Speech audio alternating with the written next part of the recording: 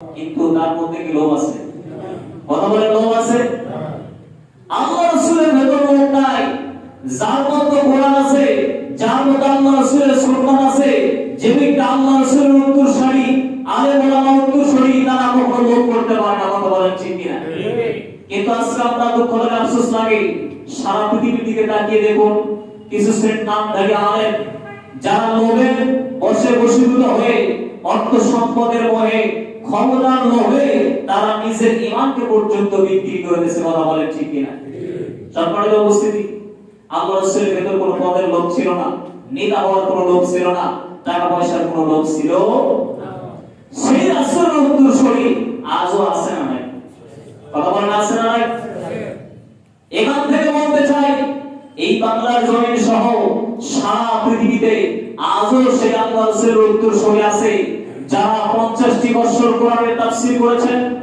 বাংলাদেশ সহ সারা পৃথিবীর আনাচে কানাচে এই কোরআনের বাণী ছড়িয়ে দিয়েছেন। তাদেরকে বিভিন্ন ভাবে লোভ দেওয়া হয়েছে, পদের লোভ, ক্ষমতার লোভ, টাকা পয়সার লোভ, মান মর্যাদার লোভ, তবুও নিজের ঈমানকে তারা বিক্রি করে দেয় না। কথা বলেন ঠিক কিনা? তারপর তার সিনার মধ্যে আছে কার বাণী? কথা বলেন কার বাণী? আল্লাহর বাণী। আল্লাহ কোরআন যার সিনার মধ্যে থাকবে, তার কোনো লোভ থাকবে না। বিসমিল্লাহির রহমানির রহিম। আসসালামু আলাইকুম ওয়া রাহমাতুল্লাহি ওয়া বারাকাতুহু।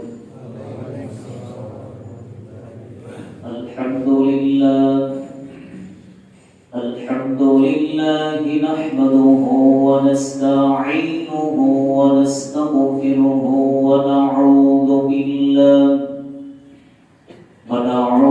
বিল্লাহি মিন শুরুরি আনফুসিনা ওয়া মিন সাইয়্যাতি আ'মালিনা। من يهده الله فلا مضل له ومن يضلل فلا هادي له ونشهد أن لا إله إلا الله وحده لا شريك له ونشهد أن محمدا عبده ورسوله الذي أرسله بالحق بشيرا ونذيرا وداعيا إلى الله بإذنه وسراجا منيرا. فقد قال الله تعالى في كلامه المجيد وفرقانه الحميد.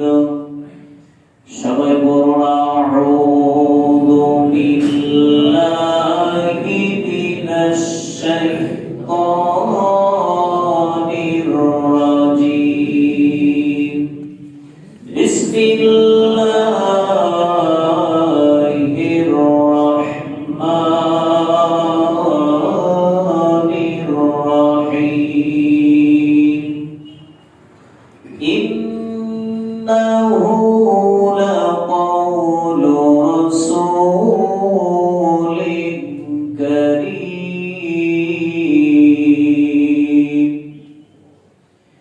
ওয়া মা হুয়া বিকাওলি শাইর قليلا ما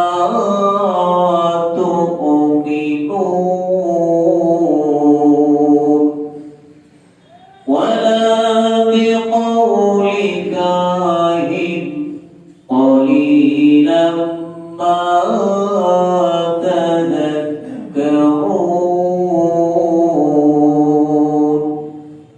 تنزيل من رب العالمين.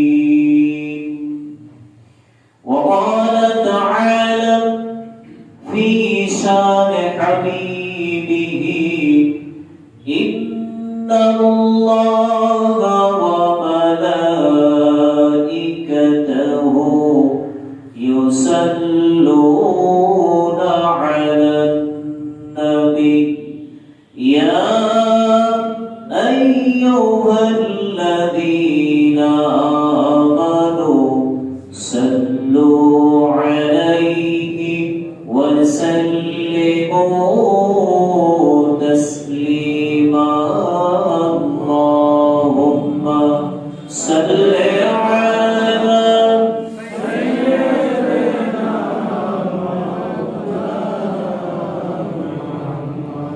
وعلى آل سيدنا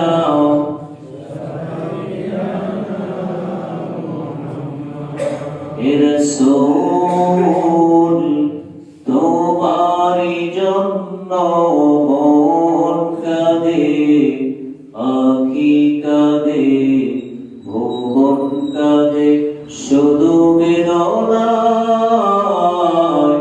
হৃদয়ে সে বাসা বাঁধে। তোমারি জন্য মন কাঁদে, আঁখি কাঁদে, ভুবন কাঁদে। আল্লাহুম্মা সাল্লি আলা সাইয়্যিদিনা মাওলানা মুহাম্মাদ ওয়া আলা আলি সাইয়্যিদিনা।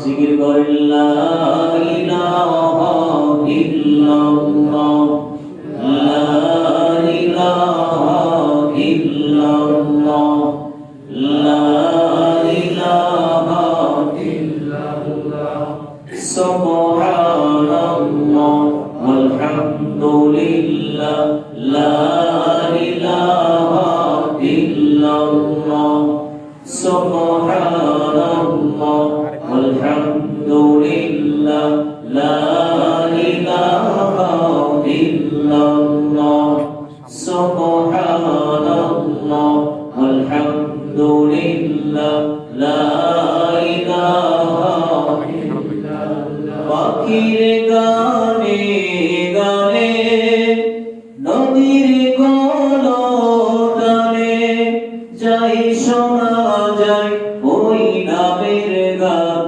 ইল্লাল্লাহ, লা ইলাহা ইল্লাল্লাহ, সুবহানাল্লাহ ওয়ালহামদুলিল্লাহ, লা ইলাহা ইল্লাল্লাহ, লা ইলাহা ইল্লাল্লাহ মুহাম্মাদুর রাসূলুল্লাহ সাল্লাল্লাহু আলাইহি ওয়াসাল্লাম। আলহামদুলিল্লাহ, সমস্ত প্রশংসা সেই মহান রব্বুল আলামিনের দরবারে, যে মহান রব্বুল আলামিন আমাদেরকে এমন একটি মাসে, যে মাসে আমরা মুসলিম জাতি, আমরা বাঙালি, বাংলাদেশ, এই মাসে দেশ বিজয় অর্জন করেছে, বিজয় দিবস। এই মাসে এমন একটি তারিখ রয়েছে, এমন একটি দিবস রয়েছে, যে দিবসের নাম বিজয় দিবস। সেই তারিখ কততম তারিখ? 16 ডিসেম্বর। এমন একটি বিজয়ের মাসে যে মহান রব্বুল আলামিন আমাদেরকে সুস্থ রেখে সদরা পরিবেশ দিয়ে তার মহান হুকুম পবিত্র জুমার নামাজ আদায় করার জন্য তার ঘরে নিয়ে এসেছেন। সেই মহান রব্বুল আলামিনের দরবারে আমরা সকলেই শুকরিয়া আদায় করছি, সকলে পড়ছি আলহামদুলিল্লাহ।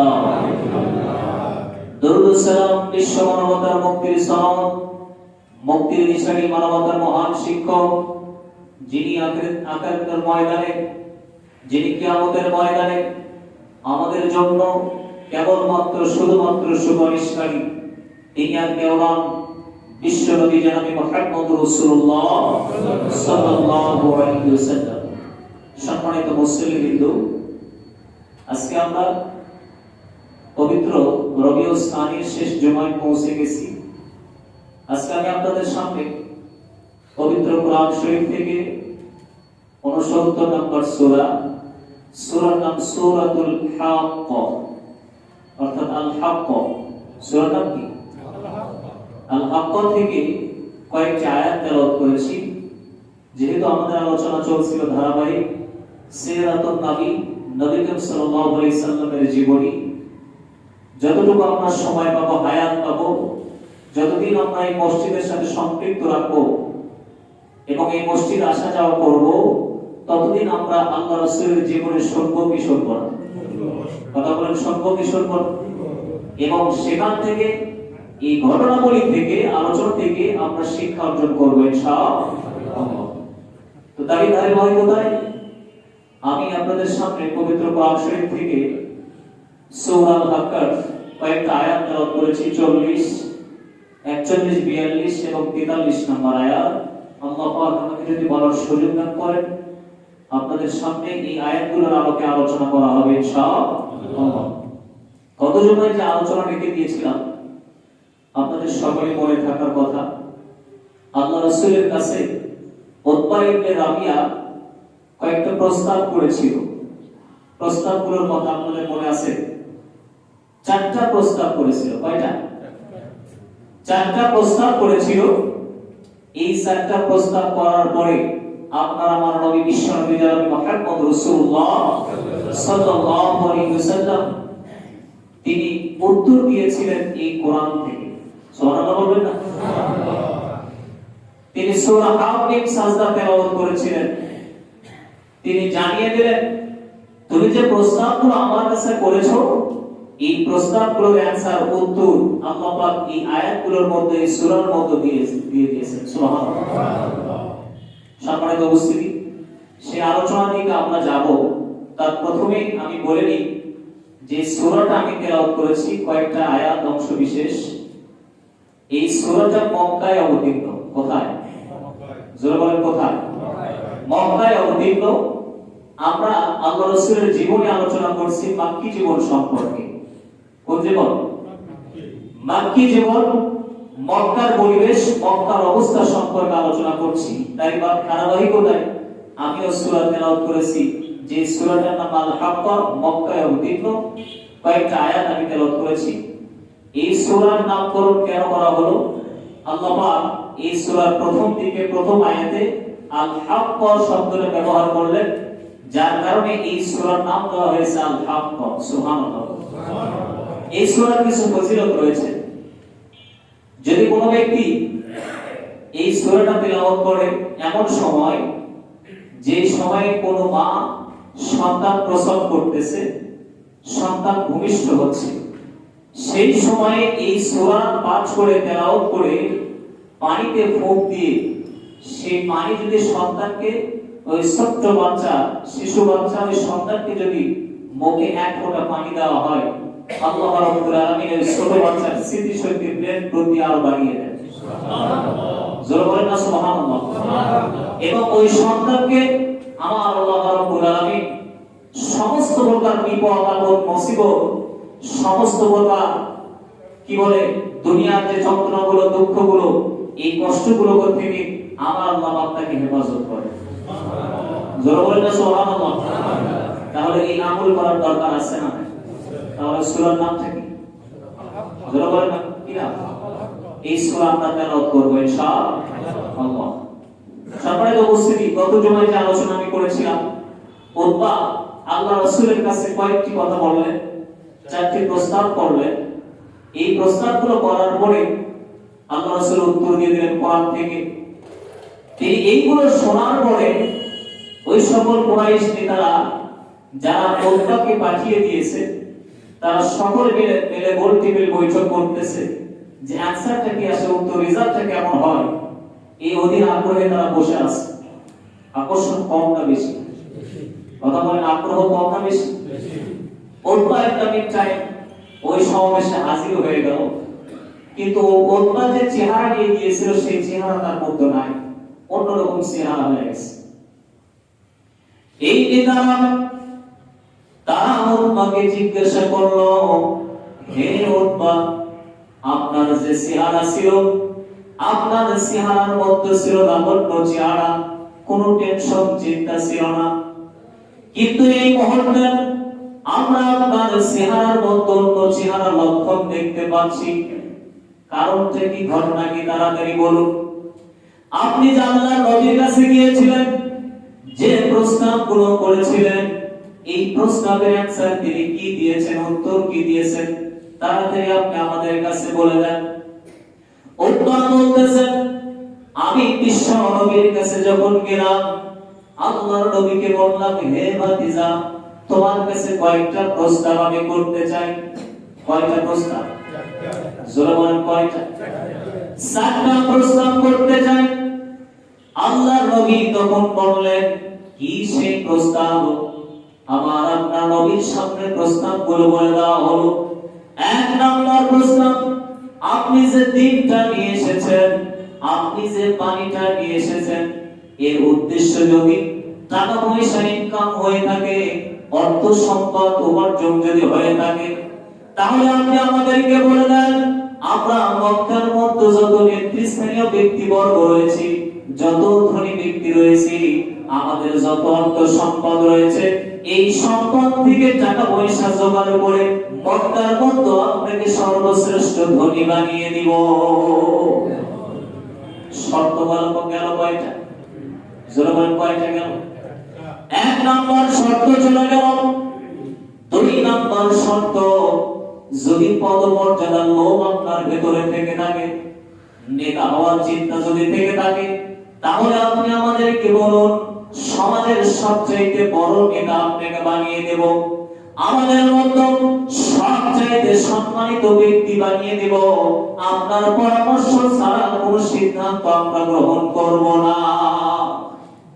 3 নম্বর শর্ত, যদি আপনি রাষ্ট্রপতি হতে চান, যদি আপনি প্রধানমন্ত্রী হতে চান, এই রাজত্বের রাষ্ট্রপ্রধান, রাজত্বের মালিক যদি আপনি হতে চান, আমরা আপনাকে প্রেসিডেন্ট বানাবো, আমরা আপনাকে প্রধানমন্ত্রী বানাবো, এই রাষ্ট্রের রাষ্ট্রপ্রধান বানিয়ে দেব, এতে কোনো আমাদের আপত্তি নাই। আর 7 নম্বর প্রস্তাব হলো, আপনার কাছে যে দূতটা আসে, যে বার্তা বাহক আসে, এই ব্যক্তি যদি জিন হয়ে থাকে, তাহলে আমাদেরকে আপনি বলে দেন, আপনার যত টাকা পয়সা লাগবে, অর্থ করি লাগবে, এই জিন ছাড়ানোর ব্যবস্থা, চিকিৎসার ব্যবস্থা আমরা করব। কি জিন? কথা বলেন, জিন? প্রস্তাব কয়টা? 7টা প্রস্তাব করলো। 1 নম্বর প্রস্তাবে টাকা পয়সার যদি লোভ থেকে থাকে, অর্থ সম্পদের যদি লোভ থাকে, আমাদেরকে বলেন, আমাদের সম্পদ দিয়ে মক্কার মধ্যে সর্বশ্রেষ্ঠ ধনী বানায় দেব। পদের যদি লোভ থাকে, নেতা হওয়ার যদি স্বপ্ন থাকে, আমাদেরকে বলেন, আমাদের সবচেয়ে বড় নেতা আপনাকে বানিয়ে দেব। যারা বলেন আল্লাহু আকবার। কিন্তু তার মধ্যে কি লোভ আছে? কথা বলেন, লোভ আছে? আল্লাহ রাসূলের ভেতর লোভ নাই। যার মধ্যে কোরআন আছে, যার মধ্যে আল্লাহ রাসূলের সুন্নাত আছে, যে ব্যক্তি আল্লাহ রাসূলের উত্তরসূরি, আলেম ওলামা উত্তরসূরি, তারা কখনো লোভ করতে পারে না। কথা বলেন, ঠিক কি না? কিন্তু আজকে আমরা দুঃখ লাগে, আফসোস লাগে, সারা পৃথিবীর দিকে তাকিয়ে দেখুন, কিছু শ্রেণীর নামধারী আলেম, যারা লোভে বশীভূত হয়ে, অর্থ সম্পদের মোহে, ক্ষমতার লোভে, তারা নিজের ঈমানকে পর্যন্ত বিক্রি করে দিয়েছে। কথা বলেন, ঠিক কি না? সম্মানিত উপস্থিতি, আল্লাহ রাসূলের ভেতর কোনো পদের লোভ ছিল না, নেতা হওয়ার কোনো লোভ ছিল না, টাকা পয়সার কোনো লোভ ছিল না। সেই রাসূলের উত্তরসূরি আজও আছে না নাই? কথা বলেন, আছে না নাই? এখান থেকে বলতে চাই, এই বাংলার জমিন সহ সারা পৃথিবীতে আজও সেই আল্লাহ রাসূলের উত্তরসূরি আছে, যারা 50টি বছর কোরআনের তাফসীর করেছেন। বাংলাদেশ সহ সারা পৃথিবীর আনাচে কানাচে এই কোরআনের বাণী ছড়িয়ে দিয়েছেন। তাদেরকে বিভিন্ন ভাবে লোভ দেওয়া হয়েছে, পদের লোভ, ক্ষমতার লোভ, টাকা পয়সার লোভ, মান মর্যাদার লোভ, তবুও নিজের ঈমানকে তারা বিক্রি করে দেয় না। কথা বলেন, ঠিক কি না? তারপর তার সিনার মধ্যে আছে কার বাণী? কথা বলেন, কার বাণী? আল্লাহর বাণী। আল্লাহ কোরআন যার সিনার মধ্যে থাকবে, তার কোনো লোভ থাকবে না। এই 4টা প্রস্তাব আমি দাবি করেছিলাম। এই নেতারা বলতেছেন, কুরাইশের লিডাররা বলতেছে, কি উত্তর দিলেন? রেজাল্ট কি তাড়াতাড়ি বলো। উতবা ইবনে রাবিয়া বলতেছেন, আমি তার মুখের ভাষা এমন শুনলাম, তিনি আমাকে পবিত্র কোরআন থেকে সূরা হামিম সাজদা তেলাওয়াত করে শুনিয়ে দিলেন। সুবহানাল্লাহ। হামিম তানজিলুম মিনার রাহমানির রাহিম। জোরে বলতে হবে আল্লাহু আকবার। তিনি সূরা আল সাজদা তেলাওয়াত করে শুনিয়ে দিলেন। আমি এইগুলো শোনার পরে আমার মনের ভেতর জাগ্রত হলো যে এই কথাগুলো তো মিথ্যা কথা হতে পারে না, এইগুলো কোনো মানুষের কথা হতে পারে না, এইগুলো কোনো গণকের কথা হতে পারে না, এইগুলো কোনো কবির কথা হতে পারে না। কথা কার? আরো জোরে বলতে হবে কথা কার? এই কথাগুলো কোনো কবির ভাষা হতে পারে না, সাহিত্যিকের ভাষা হতে পারে না, এইগুলো আমার আল্লাহ রাব্বুল আলামিনের পক্ষ থেকে নাযিলকৃত কথা। ওয়া মা আল্লামনাহু আশ-শি'রা ওয়া মা ইয়ানবাগি লা ইন হুয়া ইল্লা যিকরুন ওয়া কুরআনুম মুবিন। আমার আল্লাহ রাব্বুল আলামিন সূরা ইয়াসিনের মাধ্যমে জানিয়ে দিলেন, আমি আমার নবীকে কবিতা শিক্ষা দেই নাই, এটা তার জন্য শোভনীয় নয়, শোভা পায় না। আমার নবী যে কথাগুলো বলেন, আমার নবী যে বাক্যগুলো বলেন, এইগুলো প্রকাশ্য কোরআন, স্পষ্ট কোরআন দলিল ছাড়া কোনো কিছু হতে পারে না। জোরে বলেন সুবহানাল্লাহ। যিকরুল্লাহ কুরআনুম মুবিন, এটা উপদেশ এবং প্রকাশ্য কোরআন তার পক্ষ থেকে। এই আল্লাহ বলতেছেন বিশ্ব নবীর যে কথাগুলো তিনি বললেন, আমার ভিতরে কল্পনা হলো, জাগ্রত হলো, আমার মনের মধ্যে আশা জাগলো। আমি মনে করলাম এগুলো কোনো সাধারণ মানুষের কথা হতে পারে না। সুতরাং হে মক্কাবাসীরা, হে নেতারা, তোমরা শুনে নাও, যদি আরবরা এই বিশ্ব নবীর উপর জয়লাভ করতে পারে, তাহলে তোমরা তাদের সহযোগিতা নিয়ে সমাজে বাঁচতে পারবে, রক্ষা পাবে। আর যদি মুহাম্মদ সাল্লাল্লাহু আলাইহি ওয়াসাল্লাম আরববাসীর উপর বিজয় লাভ করতে পারে, তার দিনকে প্রতিষ্ঠা করতে পারে, তাহলে তার সম্মানই হবে তোমাদের সম্মান, তার রাজত্বই হবে তোমাদের রাজত্ব। সুবহানাল্লাহ বলেন না? তার সম্মানের কারণে, মর্যাদার কারণে পৃথিবীর মধ্যে তোমরা হবে সর্বশ্রেষ্ঠ মহামানব। সুবহানাল্লাহ বলেন না? তোমরা হবে সর্বশ্রেষ্ঠ জাতি। সেই কিতাবকে, সেই বিধানকে আমরা মেনে নিয়েছি, এটা আমরা খুশি না বেজার? কথা বলেন, খুশি না বেজার? আমাদের সম্মান, মান, মর্যাদা সারা পৃথিবীতে কম না বেশি? এই জন্য কাফির বেঈমানেরা, নাস্তিকেরা, ইহুদি খ্রিস্টানদের দালালরা, যারা আল্লাহদ্রোহী, রাষ্ট্রদ্রোহী, ওই সকল নাস্তিক মোরতাদেরা, তারা সব সময় টেনশন করে, চিন্তা করে কিভাবে মুসলমানদেরকে এই পৃথিবী থেকে নিশ্চিহ্ন করে দেওয়া যায়। কথা বলেন ঠিক কি না? কিন্তু পারবে? আমাদের সঙ্গে আছেন কি? আল্লাহ। আমরা কথা বলি না, আমরা ইবাদত করি না, আমরা মাথা নত করি না, সামনে কোন মন্দির সামনে আমরা মাথা নত করি না, কেবলমাত্র শুধুমাত্র আল্লাহর সন্তুষ্টির জন্য তার ঘরে আমরা মাথা নত করি। কথা বলেন ঠিক কি না? মৃত্যু পর্যন্ত আমাদের মাথা নত করতে হবে আল্লাহর বিধানের সামনে। এটা আমরা রাজি আছি তো ইনশাআল্লাহ? সম্মানিত উপস্থিতি, যখন উদ্বাই কথাগুলো বললেন, নেতাদের মাথা খারাপ হয় না ভালো হয়? তার প্রতিনিধি পাঠাতেছে, প্রতিনিধি এসে বলতেছে ঘটনা, তাকে তোমরা মেনে নাও, তার কথা মিথ্যা হতে পারে না। এতে নেতাদের মাথা আরো বড়। এই সকল নেতারা বলতেছেন, আমরা বুঝতে পেরেছি ইতিপূর্বে মুহাম্মদ বিভিন্ন লোকজনদেরকে জাদু করে তার দলের মধ্যে নিয়ে গেছে। আমাদের মনে হয় ওপারে তোমাকেও আল্লাহর নবী জাদু করেছে। জাদু করেছে? আকর্ষণ তৈরি করে দিয়েছেন কি? এই কোরআনের দান, কোরআনের মহব্বত দিয়েছেন কি? এই নেতারা বলতেছেন তোমাকে দিয়ে কাজ হবে না, আমরা আল্লাহ রাসূলের কাছে যাব, তার সঙ্গে আমরা কথা বলবো।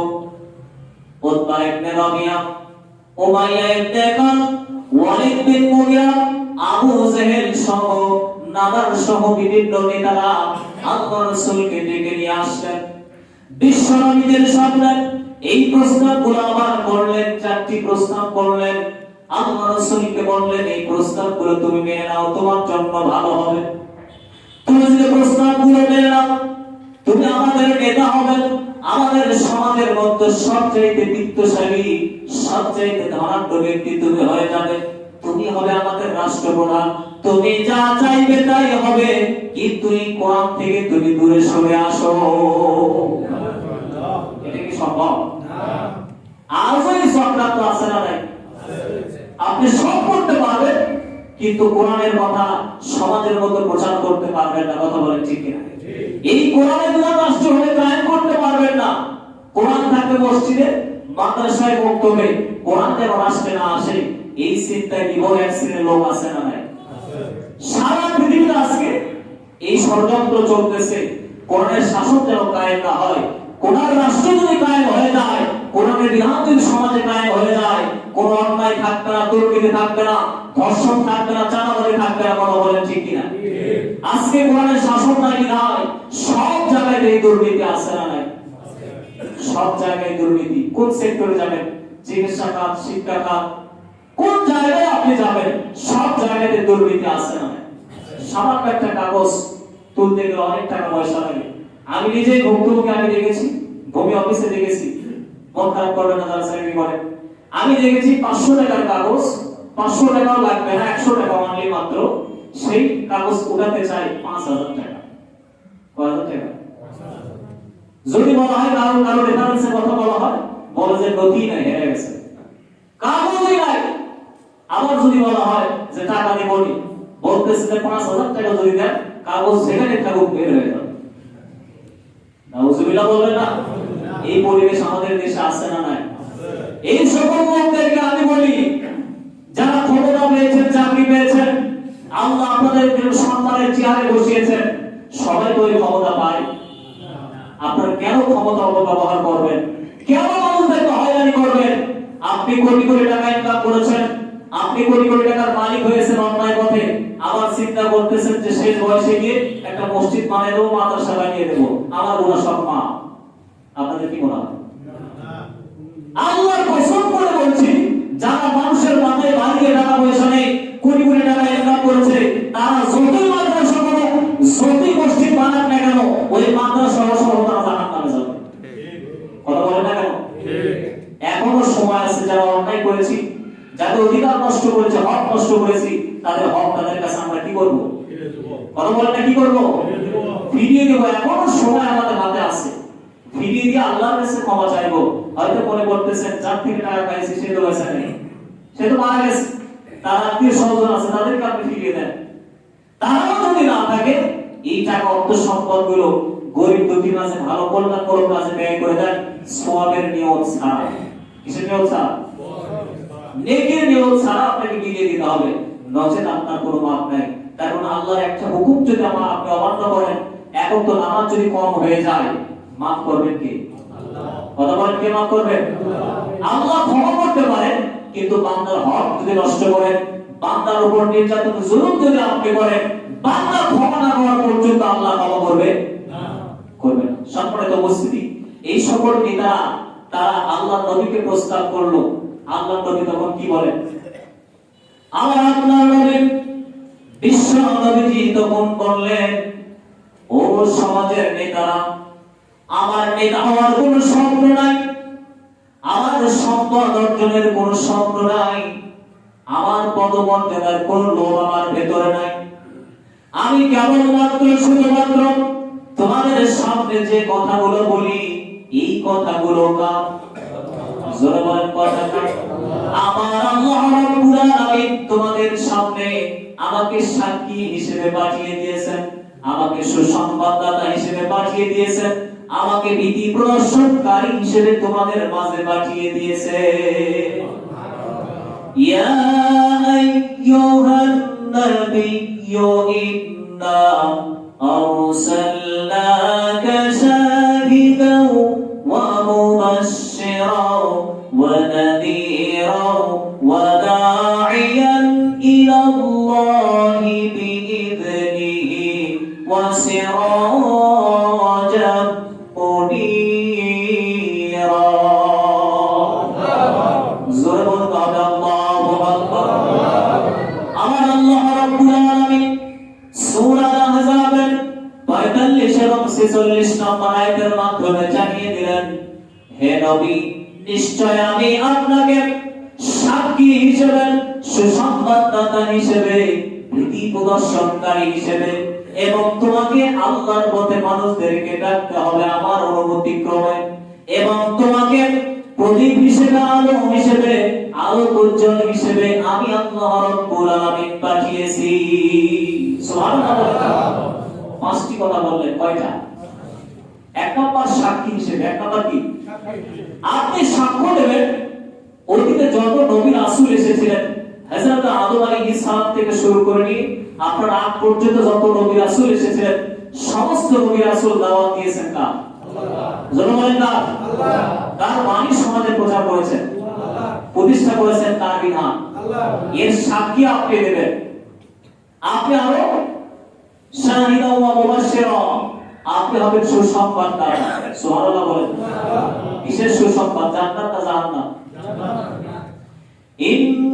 ইন্নাল্লাযীনা আমানু ওয়া আমিলুস সালিহাতি কানাত লাহুম জান্নাতুল ফিরদাউসি নুজুলা। আপনি সাক্ষ্য দেবেন, আপনি সুসংবাদ দেবেন, যারা ঈমান আনবে, যারা ভালো কাজ করবে, তাদের মৃত্যুর সঙ্গে সঙ্গে আমি আল্লাহ রাব্বুল আলামিন জান্নাতুল ফিরদাউস রেখে দিয়েছি। ওয়া বাশশিরিল মুমিনিনা বিআন্না লাহুম মিনাল্লাহি ফাদলান কাবীরা। আপনি সুসংবাদ দেন যারা মুমিন। যারা কি? যারা কি? আমরা বিশ্বাস করি কাকে? আল্লাহ। কথা বলে কাকে বিশ্বাস করি? আল্লাহ এবং তার রাসূলকে বিশ্বাস করি। কাল কঠিন কিয়ামতের ময়দানে, হাসরের ময়দানে জবাব দিতে হবে, হিসাব দিতে হবে, এই বিশ্বাস করি কি করি না? তাদেরকে আল্লাহ পাক বলতেছেন সুসংবাদ দিয়ে দেন, তাদের জন্য রয়েছে বড় প্রতিদান, মর্যাদা সম্পন্ন প্রতিদান, পুরস্কার আমি আল্লাহ পাক রেখে দিয়েছি। সুবহানাল্লাহ বলবেন না? এই পুরস্কার আমরা পেতে চাই কি চাই না? যদি পুরস্কার নিতে চাই, সেই অনুযায়ী আমাকে কাজ করতে হবে। ওইদিকে যত ভুল করেছি, অন্যায় করেছি, এই গুনার জন্য ক্ষমা চাইতে হবে কার কাছে? অন্যের হক নষ্ট করে থাকলে তাকে হক আদায় করতে হবে, পুড়ে দিতে হবে। আমার আল্লাহ পাক বললেন, নবী তাদেরকে জানিয়ে দিলেন, ওই সকল নেতাদেরকে বললেন, ও নেতারা, ও সমাজের লিডাররা, তোমরা শোনো, আমার আল্লাহ পাক আমাকে পাঠিয়েছেন সাক্ষী হিসেবে, আমাকে পাঠিয়েছেন সুসংবাদদাতা হিসেবে, আমাকে পাঠিয়েছেন ভীতি প্রদর্শনকারী।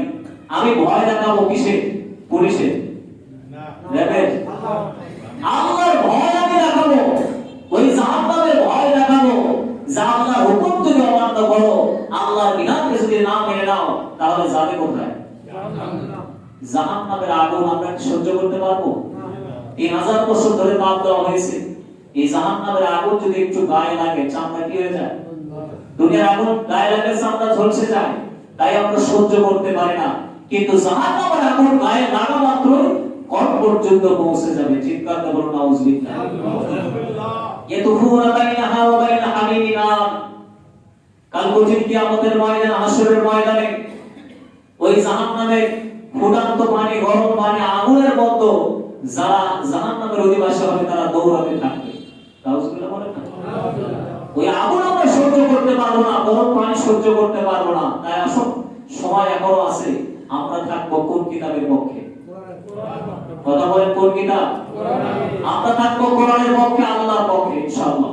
সম্মানিত উপস্থিতি, আমার রাসূল আরো জানিয়ে দিলেন, আল্লাহ পাক আমাকে কেন পাঠালেন তোমাদের কাছে। ক্ষমতার লোভ আমার ভিতরে নাই, টাকা পয়সার লোভ আমার ভিতরে নাই। আমি লোভ একটাই করি, সেই লোভটা তোমরা আল্লাহর পক্ষে ঈশ্বর। সুবহানাল্লাহ। কামা আরসালনা ফীকুম রাসূলাম মিনকুম ইয়াতলু আলাইকুম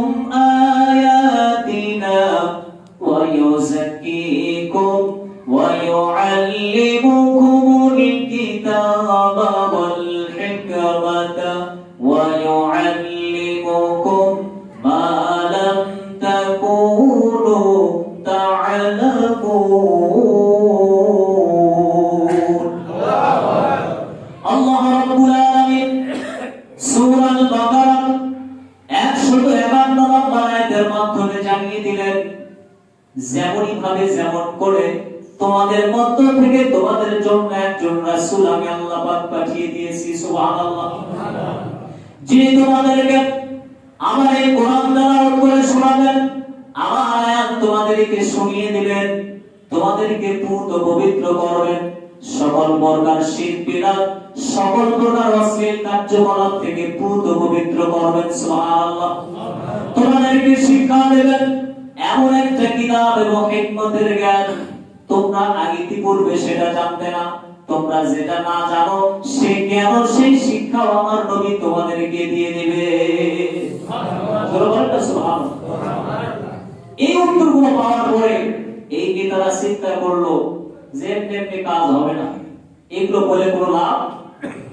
সেই মুহূর্তে ওইদিকে হযরত হামজা বিন ইসলাম গ্রহণ করেছেন, ইসলামের শক্তি বাড়ে না কমে? আরো বেড়ে যায়। এইদিকে হযরত ওমর তার সময় হয়ে এসেছে, আল্লাহ রাসূল আল্লাহর কাছে দোয়া করেছেন, আল্লাহ ইসলামের স্বার্থে কোরআনের স্বার্থে দিন বিজয়ের স্বার্থে কাফেরদের বড় লিডার বড় নেতা কাফেরদের মধ্যে যারা শক্তিশালী আবু জেহেল এবং ওমর দুইজনের মধ্যে যে কোনো একজনকে তুমি ইসলামের জন্য কবুল করে নাও। সুবহানাল্লাহ। আল্লাহ রাসূল দোয়া করতে দেরি আল্লাহ পাক কবুল করতে দেরি করেন নাই, সঙ্গে সঙ্গে আল্লাহ পাক কবুল করে নিলেন। হযরত ওমর একদিন ঘরের বাইরে ছিলেন, দিন কাটাতে হয়েছিল। আল্লাহ রাসূল তখন কাবা শরীফের মধ্যে নামাজ আদায় করছিলেন। সুবহানাল্লাহ বলেন। হযরত ওমর তিনি কাবার অভ্যন্তরে প্রবেশ করলেন। আল্লাহর নবী তখন নামাজ আদায় করছিলেন, নামাজের মধ্যে সূরা হাক্কা তেলাওয়াত করছিলেন। সুবহানাল্লাহ।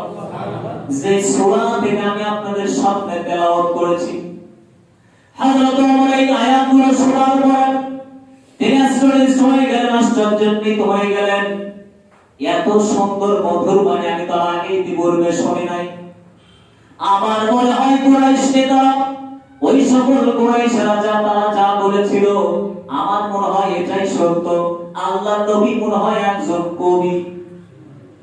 সুবহানাল্লাহ। আল্লাহর নবী কি কবি? এই কথাগুলো শুনছেন কে?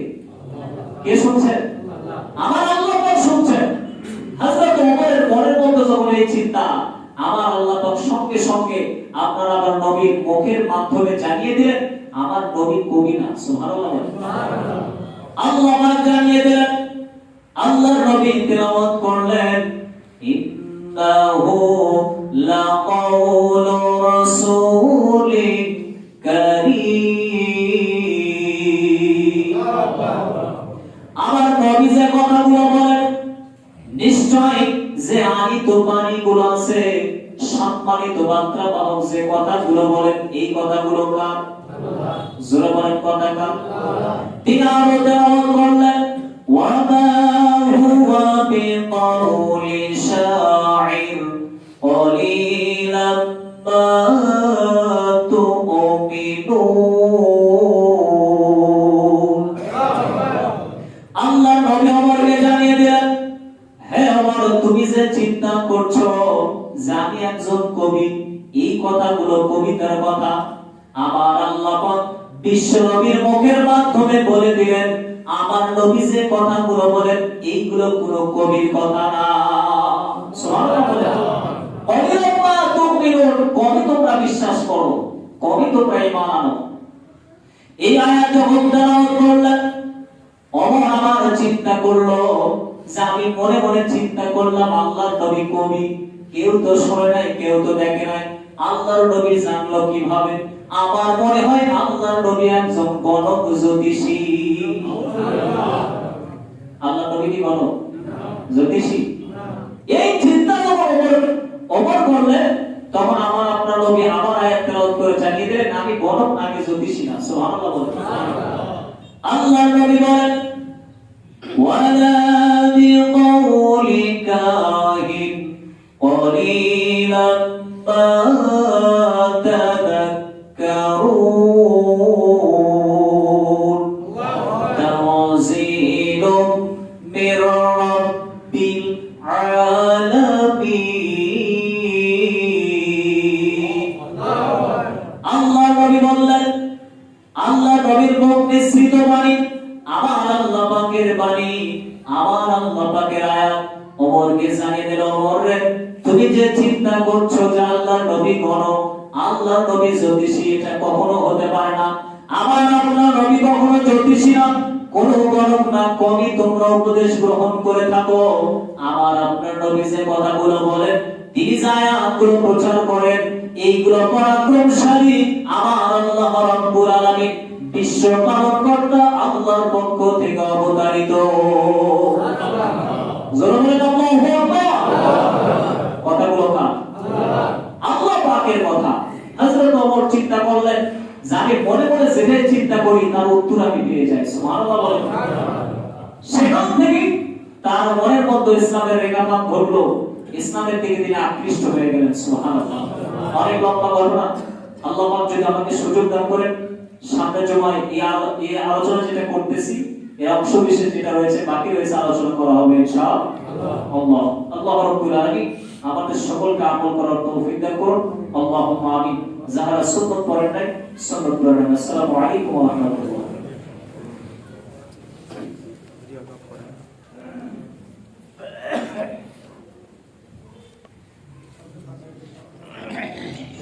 Edit.